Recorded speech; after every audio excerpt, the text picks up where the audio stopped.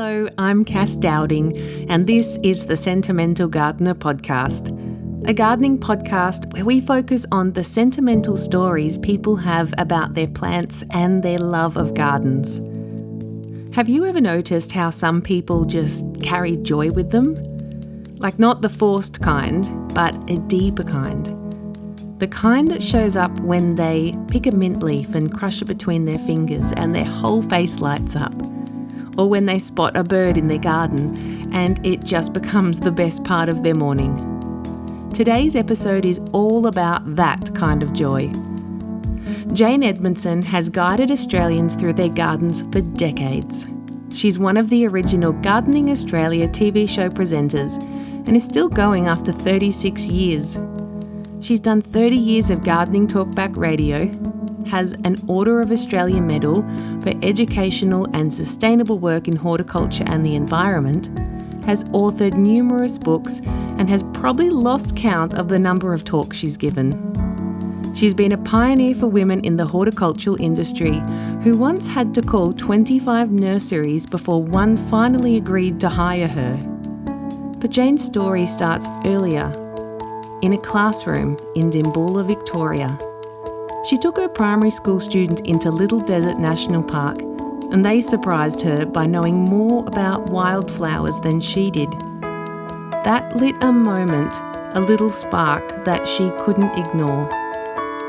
From there, Jane blazed a trail in horticulture, and she's opened doors for other women as well. She's travelled the world hosting garden tours and has shared stories about how deeply gardens connect to culture and history. Through it all, she keeps returning to this same message. The preservation of nature is the responsibility of all of us. I think you're going to love today's episode because I had a ball doing it and I just can't wait to share Jane's story with you. So, a big warm welcome to my guest today, Jane Edmanson. Jane, thank you so much for joining me today. Oh, it's a pleasure. I'm very much looking forward to talking about the Sentimental Gardener or garden, whatever it comes out. What I also love, before I start into my first question, is that when this was an idea for me, it was at the Australian Landscaping Conference and you were actually sitting behind me and my friend Pip at the time. That's right. Yeah. Yes. And we were sitting there going, oh my goodness, it's Jane Edmanson from Gardening Australia. No, because we've grown up like watching you talk about gardens and interviewing gardeners. So, and it was wonderful. You were so generous and kind and you answered a question for me because I was literally practicing if I could actually talk to people and ask them questions. I asked you if you had a sentimental plant. So, yes. So, yeah, and now we've come full circle and here we are. Well, well done to you because it's a big venture. It's a big leap into, I'm looking at all this technology that goes behind the podcast and it's very clever of you. I think that's brilliant. You. Well done. So I will also say today we're sitting in the Royal Botanic Gardens at Melbourne. So you will hear bird sounds and maybe just some other sounds, people walking by. And we're in the beautiful Tacoma Pavilion up near the Arid Garden. That's right. And the Australian Drylands. So, the Drylands project, yes, that's right, which we'll talk about during We will get to it. Yeah, so I'm going to get to my first question. I always start here with everybody. I start with early garden memories because we often... Well, I've noticed from talking to people that those early garden memories become cemented in how we think about plants all throughout our life. So when you think back to your childhood, what are some of the earliest garden memories that have really stayed with you? I can remember, I was born in Mildura, north of Victoria, a rather dry, hot sort of place, right on the Murray River. And that memory of visiting my grandpa, who also lived in Wattle Avenue in Mildura, he had a very simple gentleman's sort of garden. My grandma had died just before I was born, but he had this garden that had daffodils going up as they did a row up the pathway to the front door and lots of other shrubs and things like that. Because Mildura being citrus heaven up there, he had lots of orange trees and lemon trees and all that. But one day he said we were there for a roast dinner, probably roast Sunday dinner, I don't know. But he said, would you go out, and I was only probably 4 or 5 or 6, let's say 5, and he said, go out and pick some peas and put them into the colander, and bring them back and we'll have them for tea. And I can remember that so distinctly. Oh, wow. You know, lovely fresh peas from the garden, just lovely. And my mum was always a great gardener. She eventually ended up, we came down to Melbourne for our schooling, and then she and my dad went back to be gardeners and horticulturists up in Mildura on a farm. Avocado, citrus and all that sort of thing. And she had a great garden. She started out with nothing, just red soil as it is up there. And she ended up with a garden that was just absolutely packed with perennials, roses, herbs, hellebores, all sorts of things. And she grew them quite beautifully. And I can always remember her saying to my dad, Pete, I'm sorry, the garden has got too big and now I need another little area for my garden. And she was talking about him pulling out a row of citrus trees just so she could have more garden. Oh, dear, oh, dear. So, I mean, that's the influence that I had. And I do remember lots of, boxes of lovely little posies of violets that she'd pick and send down to me when I was at uni and all that kind of thing, So she had a huge influence on my gardening remembrances and all that, yeah. And so both of your parents, you were on the farm, and I understand it was a citrus farm, like you said, and they created Orange World. Oh, they did? Is that right? Oh, my goodness gracious, yes. They did. Dad was a bit of an adventurer. He was an entrepreneur and he loved sort of exploring different ideas, and he thought, let's have a tourist thing as well as being the orange growers. Okay. He wanted to set up, so they had a packing shed, and the packing shed was on the other side of the road from the farm, but it was associated with it. So he got a little tractor which pulled a little train so that all these people could sit in it, and go around the farm on the venture around to, because he felt that no one knew how oranges were really grown in situ. You get them sitting there in the greengrocers and all that, but how on earth do they grow in real life? And people didn't. They had no idea. And so they found it very interesting to sit there and listen to Pete, my dad, and my brothers. My two brothers were on the farm too, and they would take these tours, perhaps one in the morning, one in the afternoon, and it was when people came up to Mildura by busloads, loads and loads of people came up to Mildura just to have a look, and so they'd all come out to Orange World because there was nothing else there. And it's since they retired, he sold the farm and it's become less and less. It's smaller and smaller now, but still Mario and Maria, they run it, and I go and see them, and they hello, and it's good. Yeah, it's because people don't know. They don't know that, they look at sort of a tree of oranges and they think, why are they green? And they don't realise it takes a while for an orange to go yellow, and they don't realise that sometimes oranges do fall on the ground and you can't pick them up because they're not going to be good for you selling to the greengrocers. So all those little ideas that, and Dad was really clever because he knew that people would love to go around on a tourist sort of venture, but he also knew that it was really important that Mildura, at that stage, they had overhead sprinkler systems, literally a big pole with a hose, not a hose, but a tap at the top and going round and round and round, and that's how all of the trees on the farm were watered. And it was a very poor way very inefficient way of watering plants because it just gets on the leaves and doesn't go down to the roots. As we all know, gardeners, that's where plants need the water. They don't need them on the leaves, they need it on the roots. And so he took out those tall sprinklers and he put the watering system down at ground level so that all the plants would get roots covered in water. And that was good because it's so sandy soil up there and that's what they need. And so he did that, and then lots of other farmers thought, well, that's a good idea, so they did it too. And very rarely do you see the old-fashioned way of watering plants now. And so that was good. So he was quite an innovator. Yeah, quite a pioneer. Yeah, he was, yeah. And he grew avocado. My brothers and he grew avocados, for, sort of one of the first of the farmers in Mildura to grow avocados.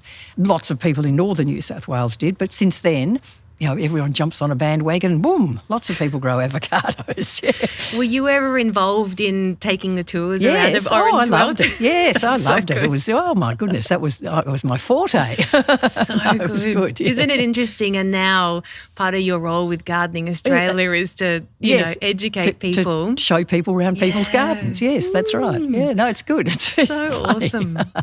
And so that teaching aspect of what you do on Gardening Australia, I understand that you moved from Mildura and went down to Melbourne. Was that to study at university, teaching? Yes. Yeah. Or you went to school at Melbourne? With school, and then did arts at Monash, and then dip-ed and went out teaching at Dimboola. And that's where I always say to people, teach your kids when they're little about gardening, get them involved in growing radishes or carrots or whatever they want to grow, a little cosmos patch or some native plants to bring the birds in. Do that when they're really little, and then don't worry if they become teenagers and get hooked on all sorts of other things, that they think, oh, I'm not interested in gardening, heaven spare us, and they'll forget it for a little while, but then they'll come back to it, when they've got their own little patch of land, or when they find that the place that they're living in has got a little area that, they could be involved in to grow veggies or herbs or anything that they want to grow. You've got a whole patch of perennials in your garden, salvias, and that's terrific because that's given you it's given your garden a lease of life. And I just think people... You need to recognise the ages that people, and that's the good thing about gardening, because it does change and it changes all the time. I've been doing this for such a long time that I've seen so many changes going on in the garden, in the horticultural world. Like before, when I started, veggies were really... They weren't appreciated. Vegetable gardens were stuck right down the back of the garden, right behind the compost heap and way, way, way past the hills hoist. Don't worry about them, they're only vegetables. Well, now they're the heroes of the gardens, aren't they? People love any sort of vegetable, and you grow it out on the nature strip, and you can grow them anywhere, stick them in amongst the perennials and amongst all the things. So you think gardening has changed so dramatically, yeah. And the appreciation of children in the garden has changed too, because now you've got loads of schools that are doing programs for gardens, for gardening, and that can take many different, not just edible gardens. It can be kuri gardens, all sorts of ways that kids can experiment and learn about plants. That's the thing. If you start learning about plants when you're little, you'll come back to it. I totally agree, and I've noticed that in my life, but also I've observed it in other people I've talked to here. And so many people, when I ask about early memories, it's quite often a grandparent or a parent with the veggie garden. Yeah. And I just keep seeing this thread pop up, and I'm like, there's something there that's so important, fundamental. It gets into you, I think. Yeah, I can always remember my Melbourne grandparents. I always remember her garden. They had a beautiful physifolia, the eucalyptus physifolia.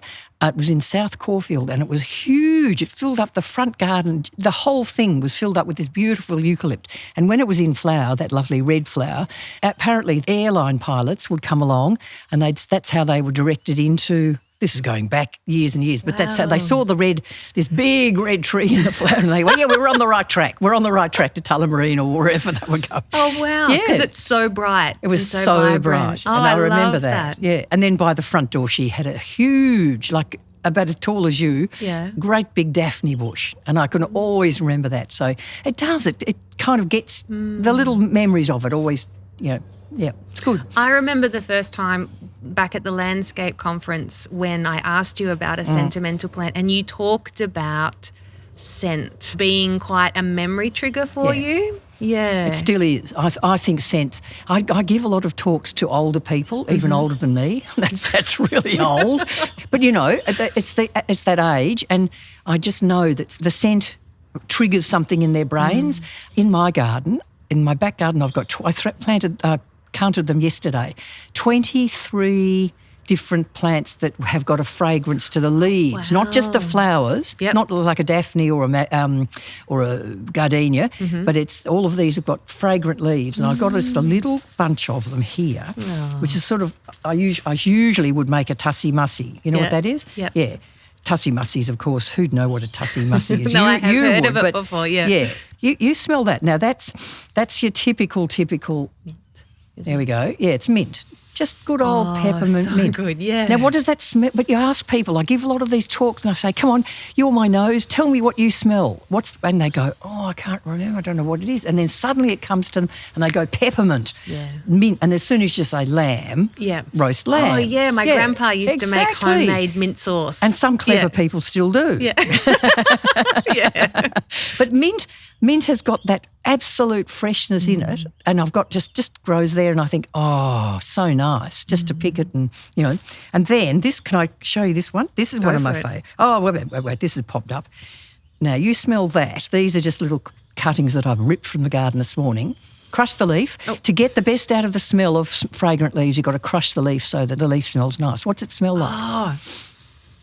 Vietnamese? Yes. It's Asian food. Yeah. Yeah, Vietnamese hot mint. Oh, wow. Isn't that lovely? Yep. And it's got a hot, peppery sort of taste, but it's that smell that is so lovely. I just love it. You know, it's really, there's so many different fragrances that you can have. You can have, see, that's got a sort of, makes me hungry really. But it's nice, isn't it? And this one's different. This is don't forget, crush the leaf so that the volatile oils come out of the leaves. Ooh. Oh, she says, ooh. Here we are. The brain in my nose is anyone looking at this? They might think, what's those two ladies sniffing for? I don't know what it is straight away. No, but it is beautiful. Isn't it? Yeah. Well, that's a salvia again. You can take one of these. This is a salvia that's got, I love that. It's sort of got a fragranty smell like fruit salad sort of. Mm-hmm. Yes, it sort of smells like that's what it is. It's one of those strawberry. There we go. You take that as cutting because that grows so easily just into your however you grow your cuttings in pots or whatever. Stick it in and it'll grow. And that grows about 1.5 metres high with little red flowers, and then it's a lovely plant. I've heard some salvias can smell like pineapple. Yes, pineapple sage. Well, that is actually that's the true pineapple sage, because some people, there's another salvia called the fruit salad sage, and that's the Salvia doriciana. And I was at just a book launch this morning, and this lady whose book they were launching, Meg Bentley, is a wonderful salvia grower, and she's just written this new book. Anyway, at the launch, she'd made a cake using the fruit salad plant leaves, the doriciana, you don't eat the leaves, you just take them off. Okay. Yeah, they're a bit hairy. Yeah. But they do leave that lovely scent of the fruit salad in your tea cake. Ooh. So she'd made this morning, so I just had some. It was lovely. Now this is the last. This is, you smell that leaf. I think I know what this is by looking at it, but I will have it. Yeah, you smell that. Oh. Yeah. It's a lemon myrtle. Oh, well done. Yeah. See, I have a fancy for citrus coming from Mildura, a citrus sort of scent, and that's gorgeous, isn't it? Mm. I've just started making tea with it. Very good. My first year, because someone introduced me to it. So I went and got my own tree. Yes, that's a good idea. And now my kids are like, when can we have more tea? Good. Yes. Is it big enough to pick a whole lot of leaves? Not yet. It will. I've got mine. I've got two, but one is in a pot. Yep. Yeah, quite a big pot, and you recognise it's a tropical forest tree from northern New South Wales type of thing. But it'll grow in Melbourne, give it protection if you get frost. Okay. But it will get up about 2 metres high. And then by that stage, I'm picking like loads of it to give away. Awesome. Yeah, it's lovely. Yeah. Bacchausia, isn't it? Bacchausia citriodora. Yes. The lemon-scented myrtle. Lemon-scented myrtle. So beautiful. Yeah. So I do, and so all of those plants that have that fragrance, I just think that brings back memories, and it's nice. Yeah, it's good. I recently got a plant. It's a bulb called Gladiolus watermayeri, and so it's a South African bulb, and it just flowered. And I got it off Craig Gardner, who grows quite rare bulbs. Oh, yes. It has the most intense fragrance, beautiful. I describe it as like violet times 10. So again, I've been showing my kids, and my son turned around the other day and he said, does anyone make a perfume, and he's 11, like that? Because I want to keep that as a memory of you. And I went, isn't that lovely? We love that. That's really good. But it's just, and you can't help but when you smell it, there's just, positive feelings that come from it, just joy and just... and I've never smelled anything like it. Like violets have a smell, but this is just incredible. Nearly overpowering. Yes. Wow. Yeah. Violets, because they're a lovely smell too. They can be a bit weedy, but there again. But I'm glad your son said about joy though. People get so caught up in what's happening, the bad things in this world, and the world is just... going to a hell in a handbag sort of thing, but not really. But if that's why gardening is so good. It brings out the joy in people, and plants give you joy, and this fragrance gives you joy. Real joy, not just momentary little bits of happiness, but really good feelings inside that, the world will be all right. I've got a friend, John McKenna, and he's a disabled fellow. He's always in a wheelchair. He's got a carer, full-time carer, and he's just the most positive person. He looks out from his home in Glen Huntly and he looks out on a railway line, okay? And you know what he's done? He's got all the neighbours and all his people that just sort of congregate round John. He's he collects people, I always say. John, you're a good collector of people. And he's got them all to plant a garden right up against the train line. Really? Yeah. And this thing, it's a beautiful garden. It's called the reflective garden. It's got fragrant plants in it. It's got bits and bobs that people bring in and you just put it in, fling it in and it's all good. And every time I go there, it improves. It's nearly going double the size now. And I said, don't the Victorian Railway, don't they get cross? No, you know what they've done? Because there was no fence. You could have walked from his garden right onto the railway line. Right. There was the trains whizzing by. They've put a fence, but just see-through fence, not a cyclone fence. And it's a good fence because it's giving people protection. They've got a big place they can put their sign. This is the reflective garden if you want to stay and have a coffee or something. It's just great. And he's made all these friends from everywhere around about. If he wants something to be done, he leaves a little note saying, please, I need help digging something. Or one time I gave him a whole lot of potting mix and he put a great big cubic metre of it. Okay. And he put a sign saying, could someone please help put this potting mix into that pot over there? The next morning he woke up and there it was all put into it was fantastic. And he's got these other friends that... the laneway projects. Melbourne's got lots of little laneways. In the city is very famous for its laneways, but there's better laneways because they've got gardens in them. Down in Carnegie, this little group of people, and they run these beautiful little laneways that go from one, say, a busy road and take school kids on the way to their school. And it's just a little way. And they thought, let's make this into an art gallery. So everyone gives paintings they've done or whatever they get. And they've got all these plants that are planted from people just by the by, and it's just fantastic. And kids walk by quite safely. No one ever does damage to these plants. There's all the artwork on the walls. It's fantastic. Oh, and that's so good because, like you were saying, someone who's in a wheelchair could quite easily adopt an attitude of, well, what have I got forward? Exactly. What have I got to look forward to in life? But by having a garden where, you're involving other people, you're developing community, you're getting out there, you've got something to look forward to every day because the garden is changing every day. Yeah. It just brings this extra dimension and it's, great for mental health. So I love that. And thinking about that joy, I would love to know what was the moment where you felt that horticulture or working with plants was the thing that you needed to follow? Oh, heavens, I can tell you straight away. Okay, go for it. I mentioned that I was a teacher first off up at Dimboola, which is near the Little Desert, halfway between Melbourne and Adelaide. Little Desert is filled with amazing, amazing wildflowers and plants. And I looked at it and I went, what am I going to do in Dimboola, this funny little town with nothing happening? And anyway, I said, right, I'm here for 3 years. And so the kids at the school knew much more about the plants than I did, and they all took me out into the Little Desert and showed me that's that and that's that and that's that and that's that.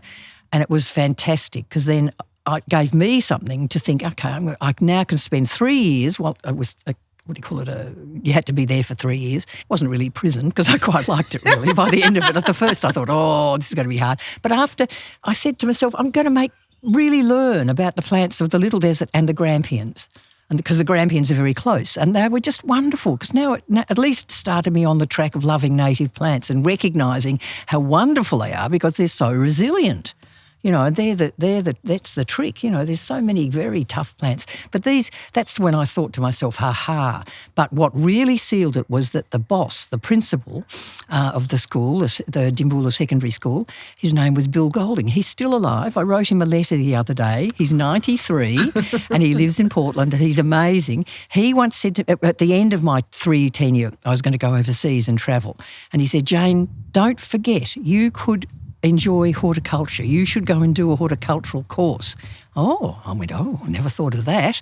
So anyway, off I chuffed, looking around the world and came back and I thought, what am I going to do now? And I thought, Bill Golding, he told me I should go to a horticultural school. And so I had to get a job.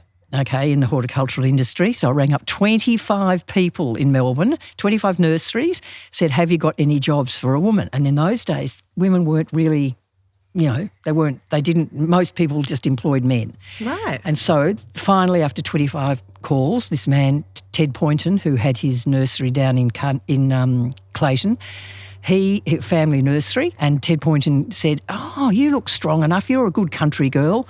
I went, oh, yes. And he got me to hold 3 6-inch pots in both hands. That's how you carry them, or you used to. And so I could do that pretty well. He said, you can have a job. So I stayed with him for a year, and he taught me. He was Daphne King. He was amazing. So he really taught me all about the non-native plants. Yeah, so that's just how it started. And then, but then I really did take to it because I went to horticultural school at night. Oakley Tech was this place. It's now been superseded by Holmes Glen College of TAFE. And I used to walk from the nursery where I worked, and that was, by this stage, it was the state school's nursery. I'd walk about 2 kilometres every Tuesday and Thursday nights for 3 years down to the college, down to the horticultural college, and I'd learn every single plant that was in the people's gardens. And I had to do it, so that. And that's just how you learned. Yeah, it's funny. Anyway, so that was I love that because, not everyone comes to horticulture straight out of school. No, many people have changes of jobs, and lots of people are doing different things. Yeah, and it's great. And horticulture changed, as I said before. The simple veggie garden has become such a hero in the garden, but people's, landscape design and all sorts of things that people are doing, learning. Just amazing what is happening in the horticultural world. Well, thinking about that, what is one of the biggest changes that you've noticed, do you think, over all the years? Probably sustainability has been a big thing. That's a big thing. And I can remember how horticultural practices have changed so dramatically. When I was working at the nursery with Ted, he's the first day I was there, he had a big mound of soil that was just from Clayton, it was good market garden soil. And he said, I want you to dig that soil and throw it through the bases of the beds, like a spring base. And he'd had it on a vertical sort of thing, and you had to throw the soil through the bed springs so that you'd get rid of all the weeds and the clods, great big clods of soil, and you'd get it on the other side. Then you'd put it into a bag or a pot or something, and that's how you use that was potting mix. There was no such thing as potting mix, and nowadays you look, every nursery has big bags of potting mix, all made for all sorts of plants and all, compost for things and mulch native for versions things. And yes, exactly. It's so probably the technology has changed, and that's probably true about breeding plants and all sorts of things too, because plant breeding is such a big thing. Gardeners are always wanting something different and new. I'm just looking at some hellebores just over there, and that's the old kind of hellebore that had their heads poking down. But about 2 or 3 years ago, I went to a huge nursery in Holland, and this fella was breeding hellebores. But they were all different. They were all different colours. They weren't that sort of maroony colour. They were creams, even getting into yellows. Oh, wow. And their faces were upright. Wow. So you had these, hellebore. Now he bred them in Holland. I said to him when we poked our head into one of the hot houses or the cool houses, it was huge. It was just such a big hot house. And I said, how many are in here? And he said, it's probably 1 million. 1 million plants. And there was more, loads and loads. Anyway, so he does that every year. And every year nurseries, or this nursery that I ventured with, they bring them back. So they sell them in Australia. But we're a very small market. But there's still, it's good that we can get things. But it's, I love the adventure of gardening. People who are wanting to just push the boundaries just a little bit, just do things. Like the thing about chilies, for instance. Years ago, 45 years ago, there was perhaps 1 or 2 chilies that people would have. Right. And there might have been a few odd bods that grew a few different chilies. But now everyone wants to grow chilies that are the hottest under the sun. And you think, heavens, I love people who collect things, though. It's really good. They really are. They're so great, amazing. Isn't it? Yeah. I've recently been spending more time at garden clubs and societies. And I went to a conference on South African bulbs. Oh. And it was like, I didn't know that you could spend a whole day talking about bulbs from one area. But the people there were so interesting, and they are really into their, the bulbs and collecting. And I get it because that's where I got my gladiolas from. And then I started going, oh, well, maybe it needs a friend. And then you can get it in this colour. And then it's a slippery slope, isn't it? Collecting plants. Yes, it is. And it goes on and on. Oh, I'm so glad you're into that though, because the plant societies that are collected, they're really amazing, really amazing. And like just people who collect, I know a person who collects all the native mints, the prostantherus, and she's got a marvellous garden filled with native mints. At this time of the year, just beautiful. And garden societies, garden clubs they're worth their weight in gold, because you think of the knowledge that all of those people who've just been there for many of them, 30 years, even 20 years, they've all collected this amazing information of stuff they've got. And you think, gee, so that's where young people should start off.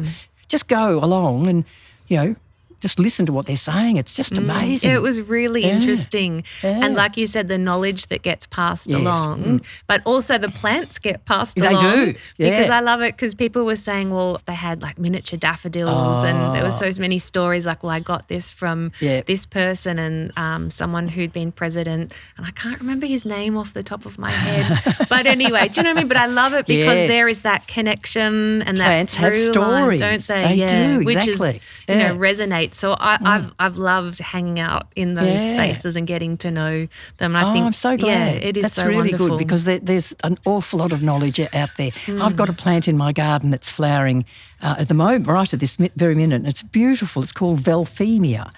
Did you see any of this? The South Africa? It's a South African bulb, and it's similar to a red hot poker. Sticks up like that, and it's got little.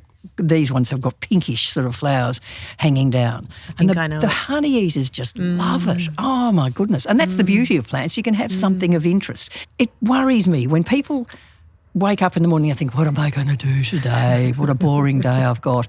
And, they just go about it. And it doesn't have to be boring. You should just go out in the garden and smell something or look at something that's happening or look at a bird that's visiting your garden. And, it's all very exciting.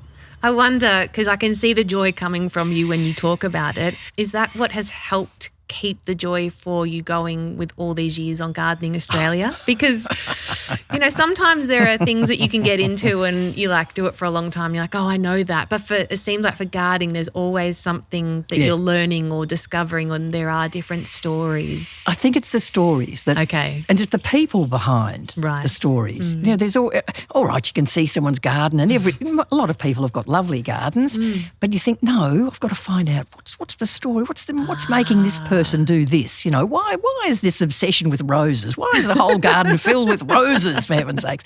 And why has this lady picked native mint, prostanther, as her favourite sort of?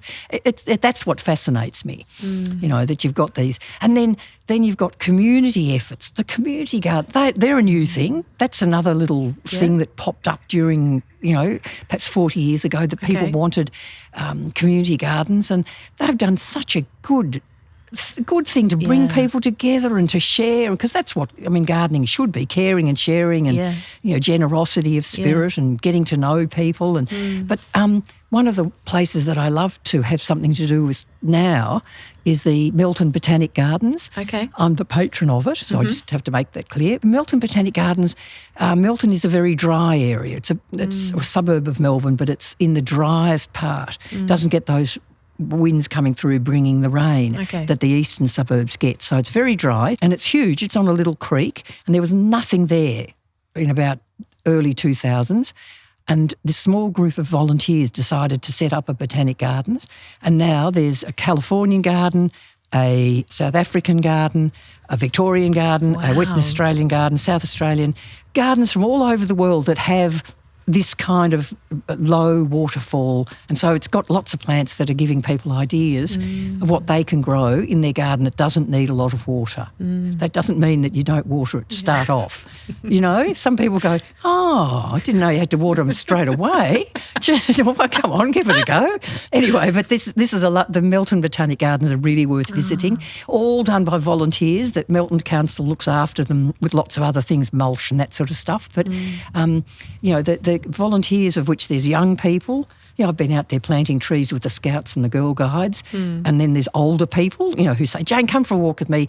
89-year-old ladies who still love weeding, and they love going because of the community. They meet the friends, and it's very important. And that's to me why gardening is really important, because it brings people together. Yeah, and I think that is what comes across on our TVs when we see not just you but everyone else and all the other gardening shows. All shows, exactly. Is because the plants are almost like the start of the conversation, aren't they? Yeah, that's right. And then that's what helps break the ice, and then, but community, especially people talk about loneliness epidemics with younger people. I feel really passionate, and I've got 2 little kids, like I said, so... Yeah. How do you do with your time? How's that going? So we're at the preteen stage, and we are a little bit at we've got to go to another garden. But I told you this. Yeah. I told you. So that's great that you said that. But we were reflecting back through photos the other day, and so much of their early life was spent because we're up around the Dandenong, so up at Cloud Hill and up at some of the gardens. And they surprised me, my kids, the other day, because they started naming flowers in the garden or we were out. And I'm like, okay, so it is sinking in. It is sinking in. So my philosophy is I don't drum it into them. They have done things like bushkinder and things like that. But I truly believe that if you share your passion and joy by not drumming it down their throat, but just share it as an overflow, they are absorbing it, because as humans, that's how we learn. We observe and we absorb, and they will mirror that someday and find their own way, I think, like a river. It mightn't be your way, it mightn't be my way, but they'll find a way. And that's what gardening is. It can go in so many directions. Like gardening for me, that's just a lovely story about your children. There's loads of friends of mine and their grandparents or aunts and uncles, and they've got kids that are doing exactly like that. They come back to it eventually. But the gardening for me has meant that my other interests are all to do with what you see in the garden. I love that people get inspired in tapestry and painting and, doing creative. I mean, gardening itself is a creative thing, but they do such creative things, and I just love that. And the history of gardens, I've always been interested in the history of how gardens have been formed, and, the William Morris arts and crafts movement and all of that sort of thing. It just it's part of me, I have heard that you used to give talks on histories of gardens, specifically Josephine Bonaparte, Napoleon Bonaparte. You did. Well, Josephine, she was a very talented lady. Right. She had her garden in France, in Paris, and while Napoleon was away during his wars that he was fighting, and she collected loads and loads of, in particular, the old-fashioned roses. The lovely fragrant ones, and she had a painter that was a local, very well-known painter now. His name is Redoute, and he painted these beautiful flowers, many petals, not just the single, but really many, many petals. And she had a whole garden full of, and she even had a conservatory in her garden. This is in the early 1800s, and she had an emu and 2 kangaroos. In France? Yes, because and this is where the history comes in. Matthew Flinders, who went around Australia and created the map of Australia virtually.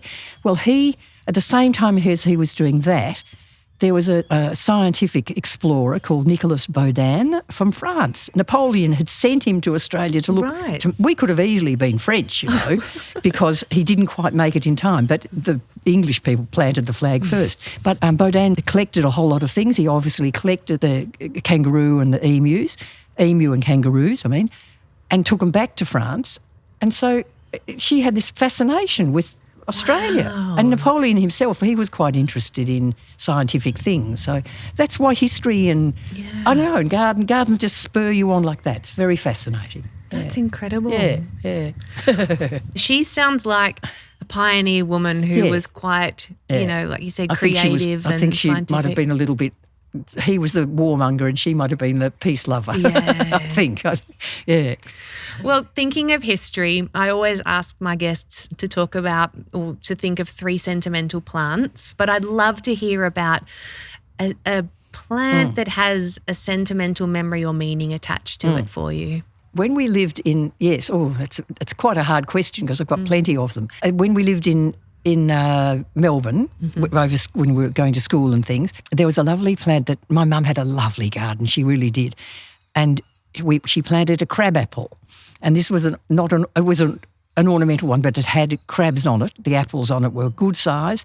And you'd sit up there in the time when the apples were fruiting, and I just would gorge myself on these beautiful little red, they were not little, they were sort of about half the size of a tennis ball. And they were just the most beautifully crunchy apples. And I'd sit there and read and eat the apples. Just, that was magnificent. And I always look for that in people who've got crab apples, but they're getting scarcer and scarcer, you see. People don't have that many crab apples in their garden anymore, but they're lovely things, you know. Yeah. Are crab apples sour? No, these were sweet. These ones were lovely. Yeah. Oh yeah. No, it wasn't. That was a bit different than growing an ordinary apple, you know.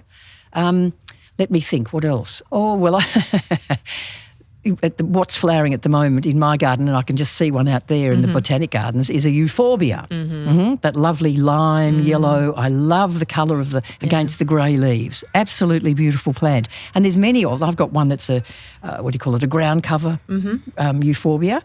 The only thing is when you cut them or when they break off, the stems exude this white sap.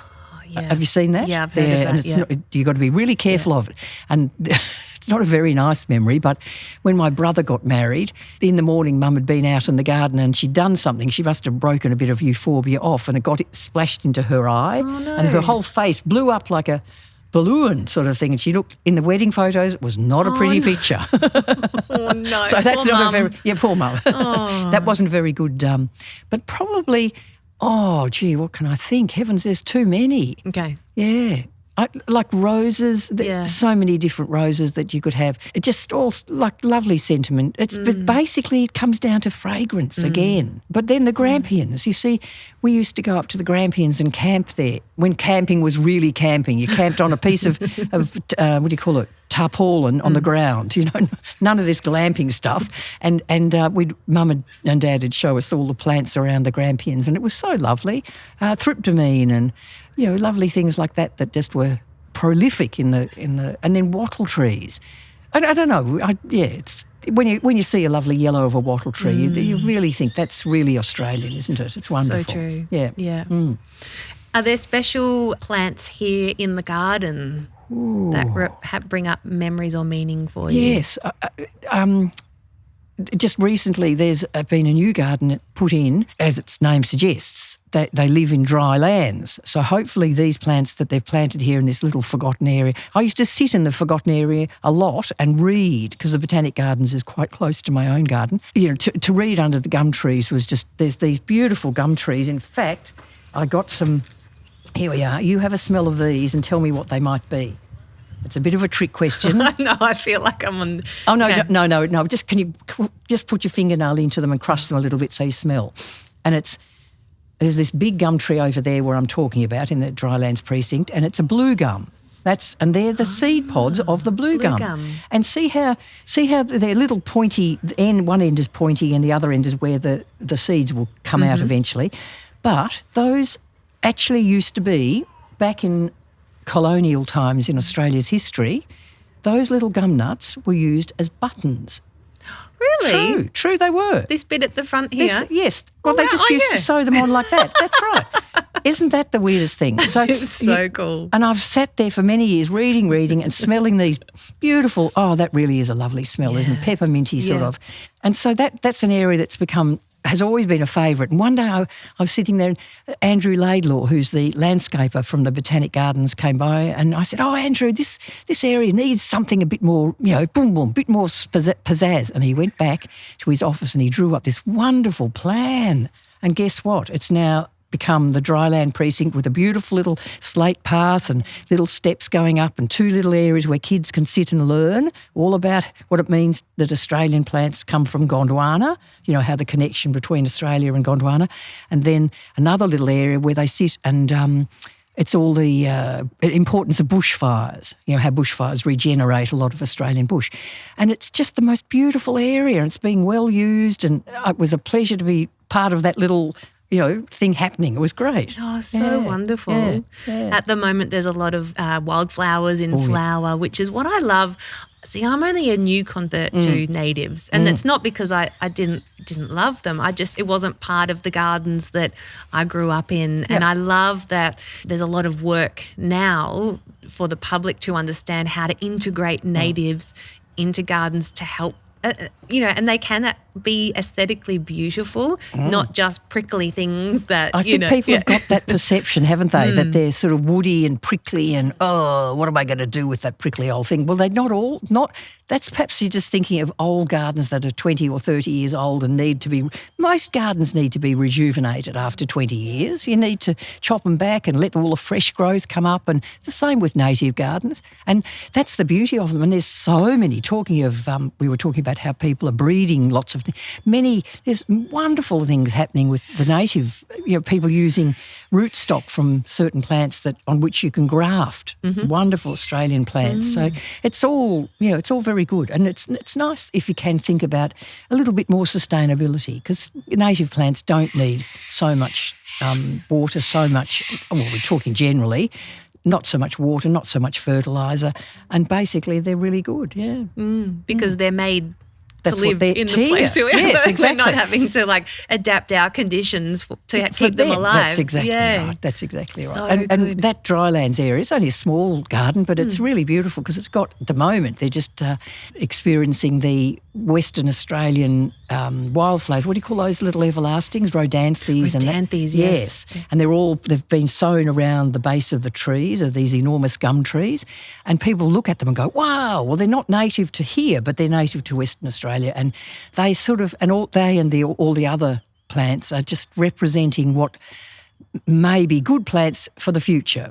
Down the track, 50 years, who knows what's going to happen with climate change or, our expectations of gardens. And this is just an experimental trial. I'm very happy with it. It looks really good. I'm so excited. Can't wait to watch it progress over time. How long did you say it has been growing for? It was planted about a year and a bit ago. Okay. And even now it's grown quite extraordinary. And all the wattle, it just shows how quickly once the native plants get started, the wattles, the grasses, the grevilleas, it's amazing. Cycads, Yeah, so good. Is there anything else that you want to chat about before I wind up with some quick fire questions? Oh, quick fire questions. What do I eat, or what's the... No. If I can mention Thoreau. Okay. Now, Henry Thoreau was an American sort of environmentalist very early on and a nature lover. And his little quotation, I really think it's lovely. The preservation of nature is the responsibility of all of us, isn't it? We can't expect the world to keep going. If we don't have nature around us, A, we're going to suffer, and B, there won't be a world around us unless we take, the proper precautions and the proper things to help nature. So I just think it's very important that we teach. Every garden talk that I give, I still do garden talks and I will keep doing them for until they drop dead. I always say to them, look, you've got a grandkid or a neighbour or a little kid about 4 or 5 years old, please just pass them a piece of mint or pass them something that they're going to be interested in from your garden. Because if they don't, they will grow up not knowing. They'll know how to use the telephone and how to use their, all their little things on their iPads and that kind of thing. But it's got to be more than that. You've got to learn about nature. You've got to learn about birds and bees in the garden. It's really important. I love that. Yeah, the preservation, because we're all a part of it at the end of the day, isn't it? If we fail, it's our problem. We've done it. We've done it to your kids and all the younger generation. We've not left them with very good good memories. But anyway, we'll be right. I'm sure that people are committed enough for garden. See, that's where gardening fits in. It's not just gardening in your little patch. It's gardening for, one backyard at a time. It all sort of makes a difference. And what I love about gardening, and I've heard you talk about before, is that you can just start with a herb in a pot. Absolutely. And then next thing is if you start with mint, then you'll be like, actually, I need some rosemary for my lamb. And so then you grow, one plant leads to another plant. It's like a treasure trove. It is, yes, that's right. Yeah. So, because I've noticed I have friends and they feel like gardening can be quite overwhelming. Yep. But if we can bring it back to simple. And I think that's what you do so well when you teach and you explain, is that you just make it accessible Well, thank you. That's what I tried. That's what gardening can. I mean, you can talk.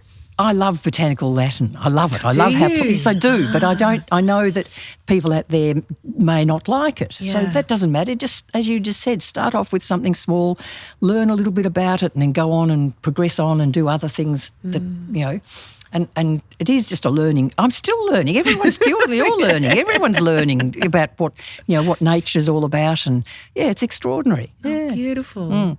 Well, I thought we could finish with some fun quick fire questions. Oh, and it's all to do with gardening. So you're not going to ask me my favourite football team. No. Oh, gee, I would have talked forever about St Kilda. I got it in. Good on you. That's so funny. If you could only do one, which would it be? Gardening talkback radio or gardening TV show? Oh, that's too hard. Oh, is it? Yeah, I did gardening radio for nearly 30 years and gardening Australia on the television for 30. This is the 36th year. Wow. So how do I don't know. Both have got their admirable sort of qualities.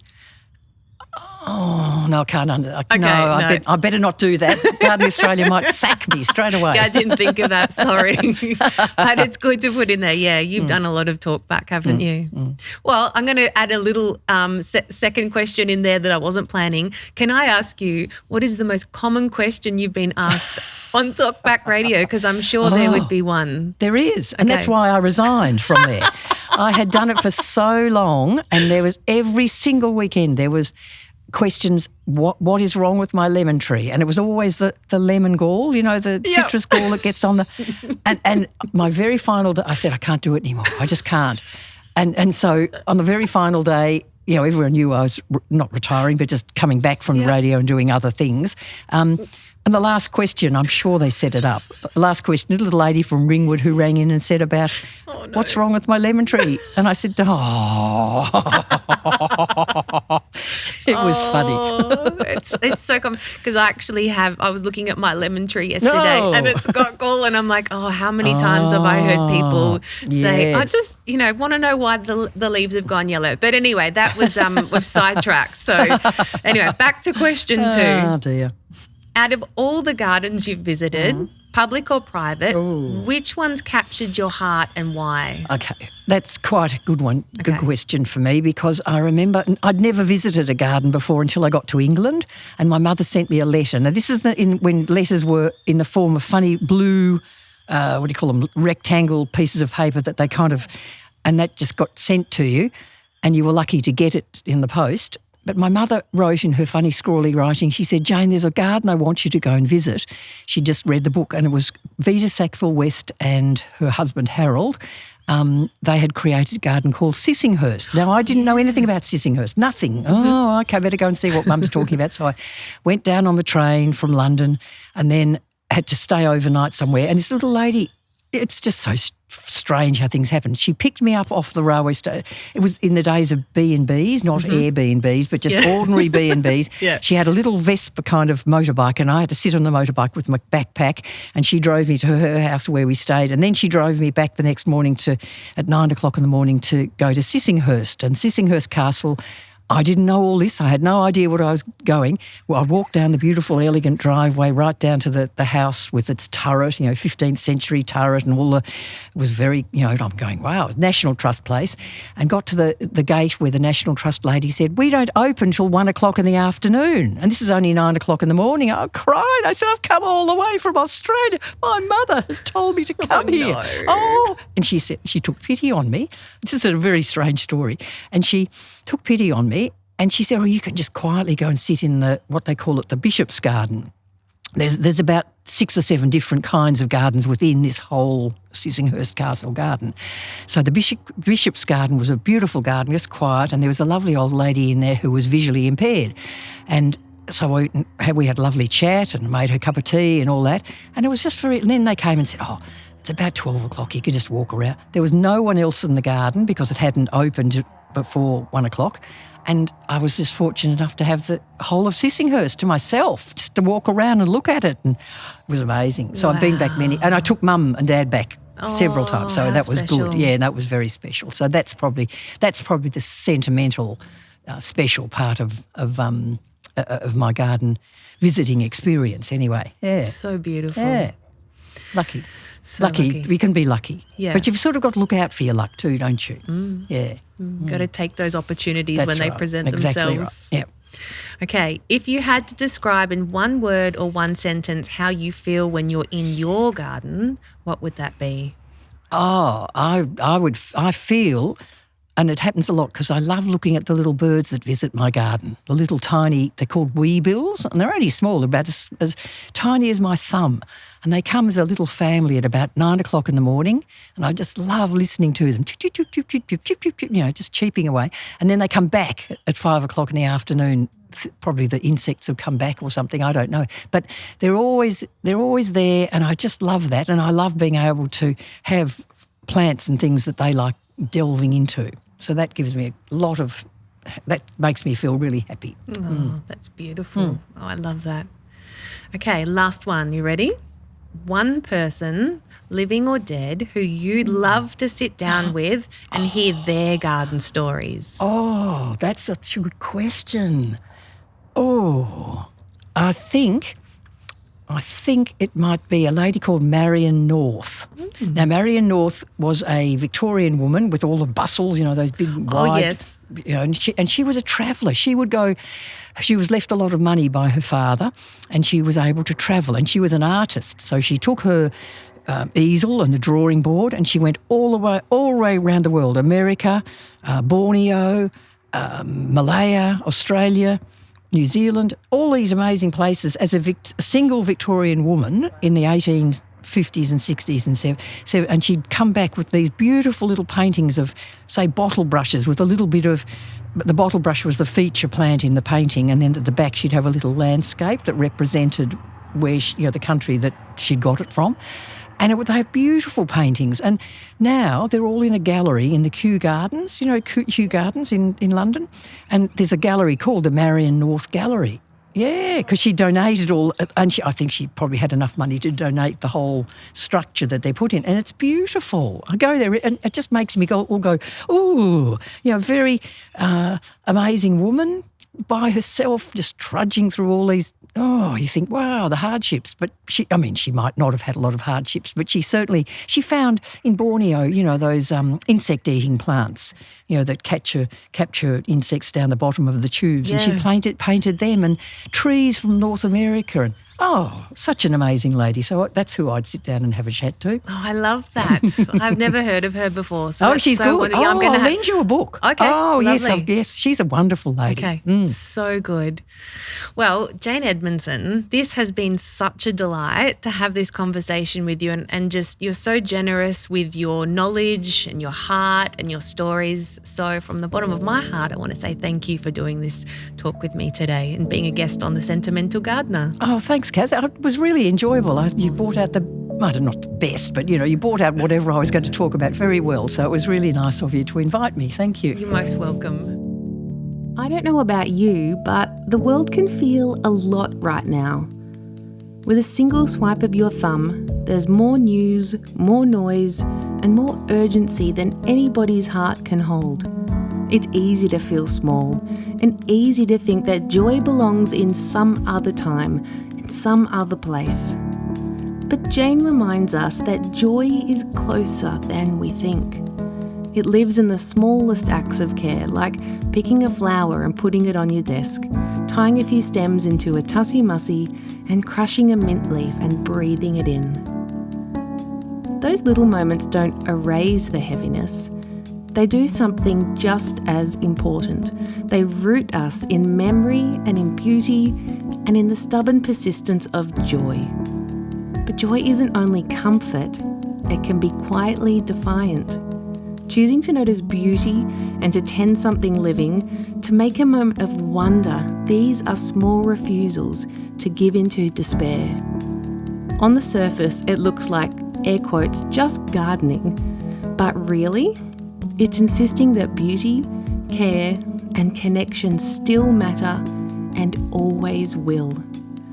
As Jane says, the preservation of nature is the responsibility of all of us. That responsibility doesn't need to feel overwhelming, it can begin with a single, ordinary act of care. So, here's my invitation. Let the next scroll wait. Step outside, pick a flower, crush a leaf, notice the fragrance that lingers.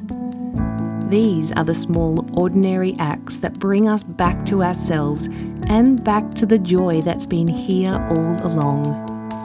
And if this conversation gave you even a moment of joy today, I'd love it if you could share it with someone else. Leaving a review on Apple or Spotify really helps other people find these stories and join us here. A huge thank you today to Hayden Schuler from Berea Gardening for our beautiful theme music, and to my beloved husband Tom Dowding for audio support and being the best cheerleader anybody could ever have. A special thanks also to my friend Annie, who came along to the recording to be the best wing woman anyone could ever have, and for her constant inspiration from her garden. This is The Sentimental Gardener with me, Cass Dowding. This episode was recorded at the Royal Botanic Gardens, Melbourne, on the ancestral lands of the Kulin Nation. I pay my respects to elders past and present, and I honour their ongoing care of this country.